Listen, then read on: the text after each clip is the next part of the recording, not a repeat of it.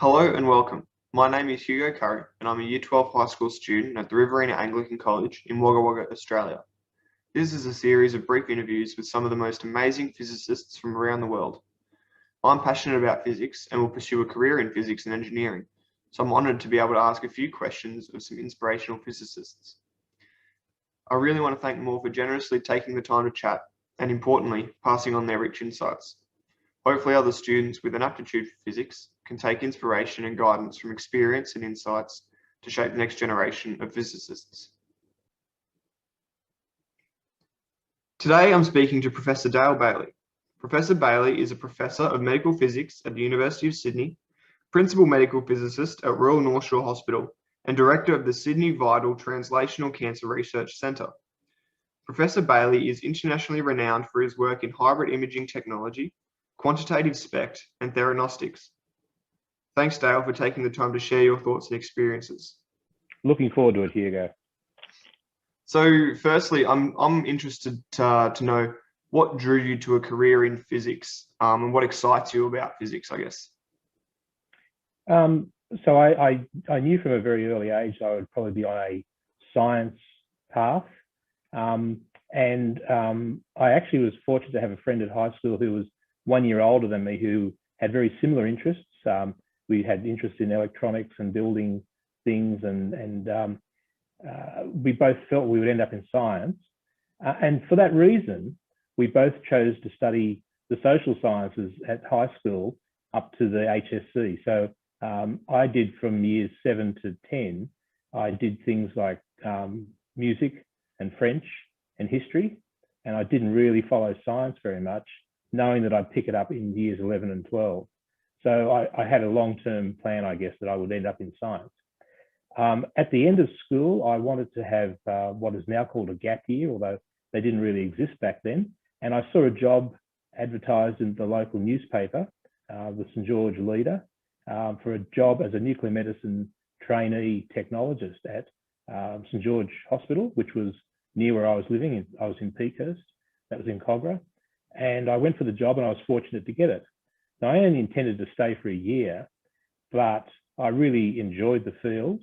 It was pretty primitive back then, I guess. We're talking about the late 70s. But I really enjoyed it and the clinical work. And about halfway through, I decided to do this whole 3-year course, which was all part-time at nights at the time, and work through the day. About halfway through that 3 years, I was approached by the head of the department who asked me, why don't you go and do medicine and come back and do nuclear medicine as a specialty? And I said to him, no, sorry, I already decided I want to be a physicist. I like what your physicist does more. And so I'd made up my mind by then. So at the end of that 3 years, I got my certificate, and I then went full-time to study physics. And what I like about it is that physics, in medical physics, is where you can bring mathematical and physics knowledge and apply it in the application of human health and disease. So it's a really nice mix of the two. Yeah, I certainly think it's a really grounded application of physics, I guess. I've talked to a couple of people that are physics with astrophysics and that sort of thing, but in medical physics you can really, it seems to me that you can really see what the physics is doing and make a real difference, I guess. Yes, I agree. And look, our physics applications in medicine span a very wide range of things. I have friends, especially in Europe, who are very much theoretical, very mathematical physicists working on new image reconstruction approaches, but really at a very fundamental mathematical level. And then I consider myself more of an experimental physicist, and working in that area. But of course, physics extends to things like materials and the health these days with particles and fluids and into electronics type things. Many of my colleagues around the country have their own interest areas, where it might be in maybe Monte Carlo simulation, or it might be in IT systems or artificial intelligence or my area is sort of in vivo quantification. So that is trying to work out the accuracy, improve the accuracy of the estimation of the radioactivity concentration inside the body from external remote sensing. Yeah. So yeah, talking about, so there's obviously a really wide range of applications of that. I'm interested to know though what you think, what you see on the horizon that could inspire the next generation of physicists, I guess. In my particular niche area, I think everybody would tell you, firstly, therapy is a really emergent area. And I believe we don't understand very much about the biology of this at the moment, the radiobiology field. I've done courses in radiobiology, and I can tell you it's all based on external linear accelerators used in radiation oncology, where they fire very high energy X-rays at the patient, rotate the gun around the patient and focus on a certain point to try and deliver that dose. And so everything I know about, anything I've been taught about the radiobiology is all about this really kind of catastrophic cell disruption caused by very intense radiation. Now, our radiation is injected into the patient. It's pharmaceutically directed to the target, and that's where we hope it sticks. And as it decays, giving off the particles, either the beta particles or the alpha particles. Now, that's a very different scenario to firing high energy X-rays with intense beams. And so we don't understand the biology of this. So everything we know is based on this radiation oncology scenario, but little is known about how slow drip, drip, drip radiation hitting the target has an impact. And so there's much to learn in that area. And it really goes back to the lab. We're doing a lot of cell-based irradiations here at the hospital and the university to try and understand this better. But when you look at the literature, it kind of died out in around the mid-80s and early 90s. And there just hasn't been much work done. But now intense interest again because of developments in molecular biology and molecular targeting. And so we're starting to have to re-understand and dig back into this a lot more. So that's one area that's emerging.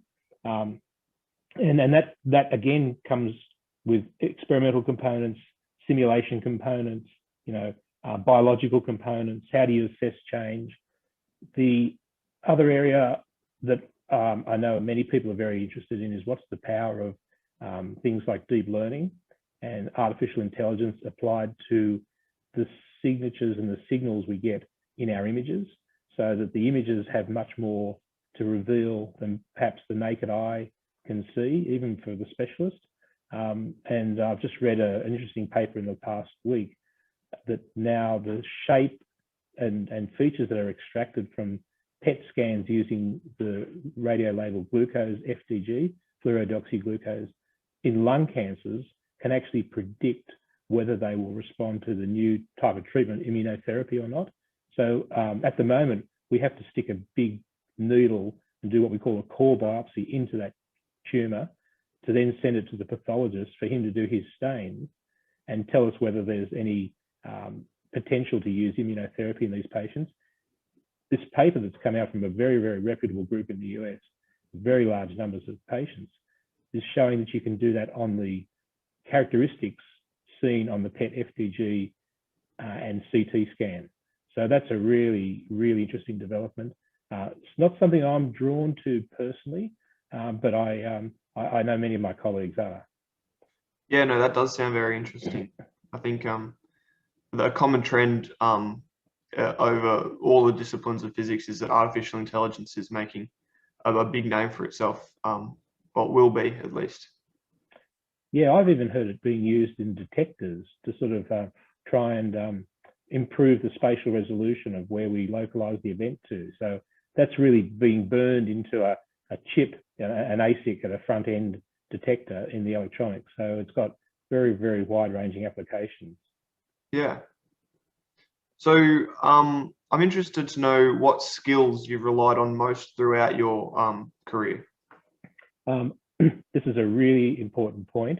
I think the most important skill that I've had Forgetting aside creativity and innovation, those are kind of less tangible things. But the ability to write software code, I won't take on a student who won't do programming, because programming allows me to translate what's in here into something that I can test.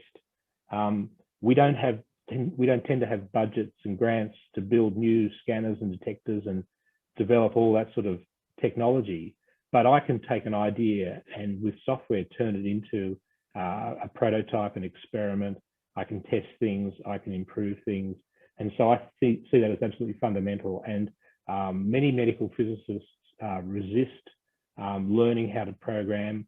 And to my mind, all they can do then is just press buttons and do things that the manufacturer or the writer of other software packages lets you do. Whereas we've been innovative, we can turn our ideas into actual actions using software. So I'm very, very supportive and assertive about that. The other thing, and it's related to that, is that software programming makes you think in a top-down sort of way, in a logical step-by-step way. So it really, I mean, the software does exactly what you tell it to. If you tell it to do something stupid, it'll do something stupid, right? So that's a really good thing about learning to code. There are lots of very accessible coding platforms these days, which are absolutely suitable for us. I'm not a professional by any means, but sort of the so-called fourth generation languages, things that you might have heard of like MATLAB or IDL, the scripting languages like Python. These are all incredibly powerful these days, and probably all we need to do so that I don't have to be a C# or a Java programmer, but I can develop that code. And so I think while you might look at papers I've published or textbooks that we've done or something like that as big achievements, I actually think my biggest achievement is something that nobody ever sees, and that's the software code that I wrote to support development in our environment, so that everybody, like someone like yourself, would come in and within a day be writing meaningful code because the software environment has been written that supports that. So you don't need to worry about the I/O and things like that, for example.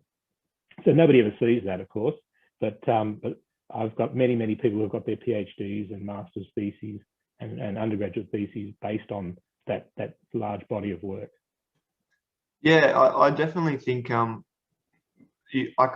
consider programming to be another form of communication, where it's like it is a universal language, because especially at the more fundamental levels of programming, such as machine code or the purer things, it's such a universal language that it can be used to communicate ideas to a range of different people, which I guess is important. I think people see scientists and people like myself often as problem solvers, and that's true. And people ask me, what did I learn in my physics degree? And I said, well, I didn't learn much about the meaning of life or the universe or anything like that. Although you think that maybe comes into physics a little bit, but I actually learned to problem solve. That's what it was all about, really. And sure, there were some technical sort of things as well that go with that, but it's mostly about problem solving. And doing a first degree in something like physics is a very, very good platform for developing yourself further and as a problem solver. Now, having said that, I'm not a 100% of my time problem solver. I believe there's a part of my career and role that is about creativity. And that's not what people think often as a physics or mathematician. I don't think creativity is a word many people associate with it, but you might think that more about the artists in our society. But in fact, artists have problem solvers as well. They've got a scene or whatever they're trying to depict, a thought, and the problem is how to resolve that and how to get that down on a canvas or into a frame of a photo or something. So there's a bit of both in all the spectrum from the very liberal arts through to the hard sciences. Creativity remains part of that. Yeah. So you've had such an amazing career, and you kind of said it before. So would you consider the software that you've written to be the highlight of your career, or would it be something else? And I think it is, because it's enabled so much work to be done. You know, my colleague today, she did her PhD with me in using this software. I've got multiple PhDs at the moment, all using this. Most of my papers and things will have some component that's used that approach, and so I feel it's really important. Yeah, nice. So what do you see as the biggest influence of physics on society? I think it's about truth. It's about evidence and reality. It's about explaining things. So if we are to understand ourselves better, then we should understand our environment and our universe around us better. And so that's what physics is attempting to do.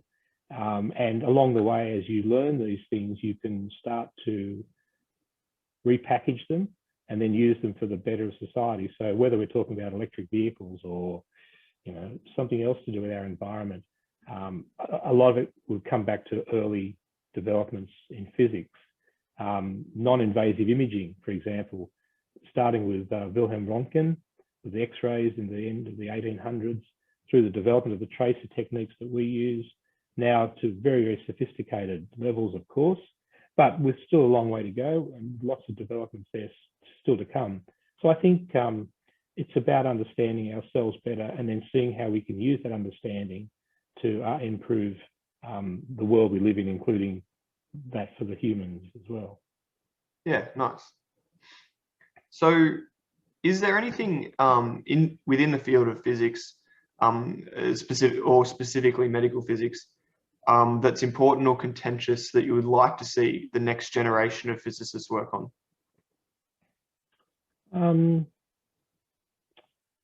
Not sure about contentious. Maybe this is a very subtle point, but I think the pace of change is so rapid at the moment, and advancements, say in nanomedicine, that the conventional ways in medicine that we would test whether this is a useful intervention or not are probably outmoded. So we need more creative thinking about how do we test something. Your father would be very aware of this with the long delays there are in approving a new diagnostic imaging test until we generate sufficient evidence. And, you know, that means looking at survivals and how long people are free from the recurrence of disease and things like that. And they tend to take years. So maybe I think the contentious thing there is I would be advocating for earlier analyses, earlier markers that inform us as to whether we should be adopting this and supporting it through our health systems. Yeah, that's certainly important, I guess, because is it right that that has a big effect on people, not just physics? Yes, that's right. Yeah, I mean, it has an effect on society. I mean, I would advocate a system, for example, where we, if we thought something looked good and there was some evidence from overseas that this worked better than the current investigation we have, I would advocate a system where the government entered into an arrangement with the organisation and said, right, if you do these scans, we'll pay you a certain amount, which covers your food, and then let's generate the evidence rapidly and have a look at it. Whereas at the moment, we have to scratch around and write grants and try and do fundraising to generate that evidence, and then take it to the government and say, look, you know, it's better, and they sit back and judge whether they think it's better or not. I mean, I'd rather do that in a cooperative, collaborative way than what we do at the moment. Yeah, that makes sense.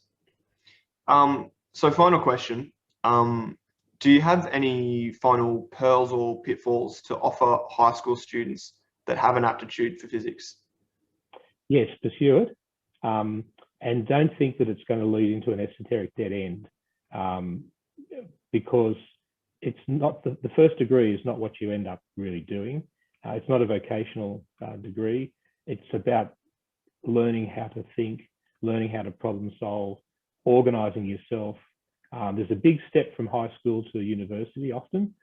Depends on the university, but somewhere like the University of Sydney with 60,000 students, you can get lost pretty easily. And so there's a lot of self-discipline that's needed in that. but the first degree is really a platform to build on.